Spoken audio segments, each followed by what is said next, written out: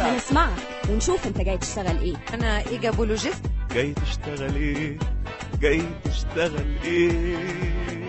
انا هحل لكم كل مشاكلكم اول ما تيجوا تقعدوا معايا. دكتوره بيطري. انا جاي اشتغل عندكم سفير. وهنعرف انت اخترت الشغلانه دي ليه. شكلي كيوت. وبعدين جو بارل فرونسي كوم لو بتيز اوازو. يا ليبي ان انا هغير حاجات كتير قوي يا استاذه. خلينا هنا بقى اظبط، خلينا اهندس. ماشي هندسه. صلاة النبي احسن. وما تفتكرش ان الكلام بس كفايه عشان تشتغل، احنا اللي هنقرر اذا كانت الشغلانه تنفعك ولا لا. بعد كل ده خدتوا افكاري. هو انا كده اترفدت؟ تشوفي ايه؟ انا مؤهل. شايف نفسك تقدر تسد في الشغلانه دي؟ وهنسمع وهنعرف مين جاي يشتغل ايه النهارده مع همسة امام على الراديو 90. انجي المقدم، عايزه تشتغلي ايه النهارده؟ عايزه اشتغل مربيه اطفال. اشمعنى؟ بحب الاطفال جدا، وعندي قناعه كده انه لازم المربيه دي تكون فيها مواصفات معينه علشان تقدر ان هي تتحمل المسؤوليه دي. هل انت عندك المواصفات دي؟ انا عندي المواصفات دي طبعا. تقوليهم لي كده بسرعه. بحب العيال، صبوره، بحب العب معاهم، عندي نوع معين من الالتزام، عارفه يعني ايه مواعيد اكل اطفال، مواعيد نوم اطفال، مواعيد ان هم يستحموا. هل ممكن تذاكري لهم؟ اذاكر لهم طبعا. بس لو في المذاكره انت ممكن النهارده تحت ضغط عصبي معين تبصي تلاقي نفسك انك انت بتزعقي، ممكن توصل للضرب، انت بتقدري انك انت تتحكمي في اعصابك ان انت ممكن ما تضربيش؟ بصي لو ولادي ولادي براحتي بقى، بس ولاد الناس مش لا عمري ما هعمل كده. يعني لازم يبقى عندي تحكم، وانا بعدين دي شغلتي، لازم ابقى مسيطرة، دي شغلتي. بتبصي للجانب المادي ولا الجانب اللي انت هتديه للشغلانه اكتر؟ يعني بتبصي الوظيفه هتديلك ايه ولا انت هتدي ايه للوظيفه وتضيفي لها ايه؟ بصي احنا عندنا نقص في موضوع المربيات الكويسين عندنا هنا في مصر، يكونوا متعلمين، يكونوا دارسين علم نفس الطفل، يكونوا فاهمين هما بيعملوا ايه. فحاسه انه في عجز عندنا وفي مشكله في الموضوع ده.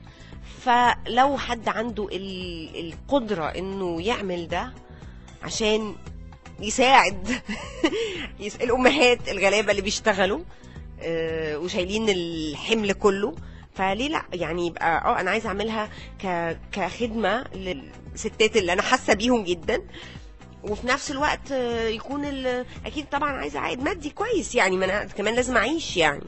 هل المربيه النهارده تبقى متواجده مع المراه او الام الموظفه اكتر، ولا تبقى موجوده كده كده سواء الام بتشتغل او ما بتشتغلش؟ وجود المربيه نفسها في البيت مهم دلوقتي؟ بصي زمان كان الموضوع ده موجود، كان المستوى المعيشة كان مرتفع، كان في ممكن ان ست تبقى ما بتشتغلش وعندها مربية في البيت، وهي بتبقى سيدة مجتمع وعندها مثلا الجمعيات الخيرية اللي هي مشتركة فيها، عندها نشاطاتها والمربية موجودة مع الولاد. دلوقتي لا طبعا، ظروف المعيشة صعبة جدا. الست لو قاعدة في البيت هي اللي هتربي ولادها، لو مش قاعدة وبتشتغل ممكن كتير جدا ما يكونش عندها مربيه، هتسيب الولاد عند الام، هتسيب في حضانه، هتتصرف. لكن لو تقدر انها تجيب مربيه طبعا هتجيب مربيه. تفتكري المربيه النهارده لازم تكون معاها شهادات ايه عشان تقدر تربي كويس؟ لازم تكون متعلمه، يعني لازم تكون يعني معاها شهاده جامعيه، وحتى لو معاها شهاده جامعيه، معاها مثلا ثانويه عامه، تكون قاريه وفاهمه ومثقفه ودارسه سيكولوجيه الطفل، عارفه يعني ايه، عارفه هي بتتعامل مع الموضوع ده بكل سنوات عمرهم طبعا. ده اكيد، بس طبعا يعني السن الصغير بيبقى محتاج المربيه اكتر، يعني خلاص لما بيكبروا 15 سنه مش بيبقوا محتاجين يعني. بس اكيد لازم تكون فاهمه سيكولوجيه الطفل وعارفه ازاي تتعامل مع الطفل، وعارفه ايه الصح ومن الغلط، وعارفه ايه الهيلثي، ايه الصحيا مناسب ليه ياكله، ايه اللي ما ياكلوش. لازم تكون عارفه هي بتاكله ايه، مثلا اكل صحي، يعني ما بتبقاش قاعده تديله مشروبات غازيه، حاجات يعني الحاجات دي لا، يعني فاهمه يعني ايه وجبه طفل؟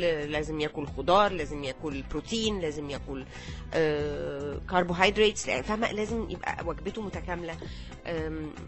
عارفه اتعامل معاه، مش كل حاجه وعايزه تديها له، مش بقى تقعد تحبه وتدلعه وتطبطب وتبوس وتهنن طول الوقت. هنعرف انت جاي تشتغل ايه النهارده مع همسة امان على الراديو 9090. انت جاي تشتغل ايه النهارده على الراديو 9090 مع همسة امان.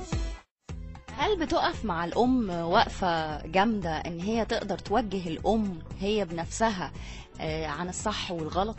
ده أكيد، يعني المربية الصح لو الأم بتعمل حاجة غلط هتقول لها لأ ما تعمليش كده، ده مش يعني مش كويس لطفلك أو لابنك، لازم تعملي كذا. يعني مثلا مواعيد النوم، ممكن الأم مثلا عايزة العيال يقعدوا معاها شوية، شفتهمش طول اليوم، تقعد شويه بس بحدود، خلاص نوم دلوقتي، خلاص قعدنا ربع ساعه زياده مع ماما، نص ساعه، دلوقتي في ميعاد، في مدارس بكره، في صحيان، لازم تاخد وقت النوم الكافي بتاعك، فلازم تدخل تنام دلوقتي عشان تصحى الساعه كذا، يكون في حزم وظبط وربط.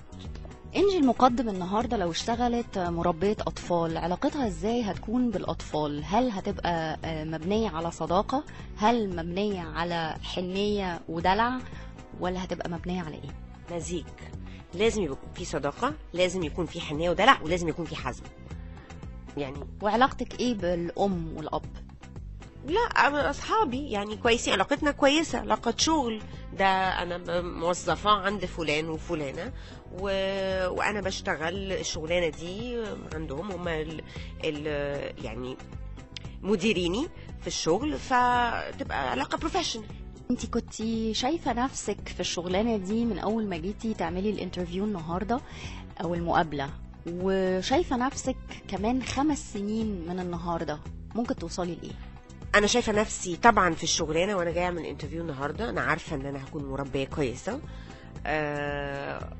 وكمان 5 سنين هيكون ان شاء الله عندي حضانة بتاعتي انا، وممكن كمان اكون عندي ناس بمرنهم ان هم يكونوا مربيات، انا اللي بمرنهم وبجيب لهم شغل وبوظفهم.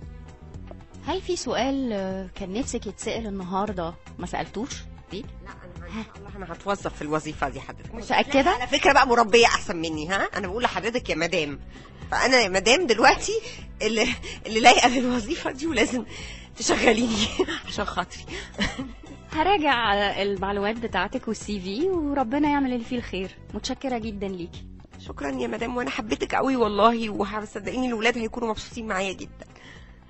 متشكرة ليكي يا انجي، ونورتي لي البرنامج النهارده. ميرسي قوي. ميرسي ليكي يا همسة. باي باي. هنسمعك ونشوف انت جاي تشتغل ايه. انا ايجابولوجيست. جاي تشتغل ايه؟ جاي تشتغل ايه؟ انا هحل لكم كل مشاكلكم اول ما تيجوا تقعدوا معايا. دكتورة بيطري. انا جاي اشتغل عندكم سفير. وهنعرف انت اخترت الشغلانه دي ليه. شكلي كيوت. وبعدين je parle français comme le petit oiseau. يا ليبي ان انا هغير حاجات كتير قوي يا استاذه. خليني هنا بقى اظبط، خلينا هندس. ماشي هندسه. صلاة النبي احسن. وما تفتكرش ان الكلام بس كفايه عشان تشتغل، احنا اللي هنقرر اذا كانت الشغلانه تنفعك ولا لا. بعد كل ده خدتوا افكاري، هو انا كده اترفدت؟ تشوفي ايه، انا مؤهل. وشايف نفسك تقدر تسد في الشغلانه دي؟ وهنسمع وهنعرف مين جاي يشتغل ايه النهارده مع همسة امان على الراديو 9090.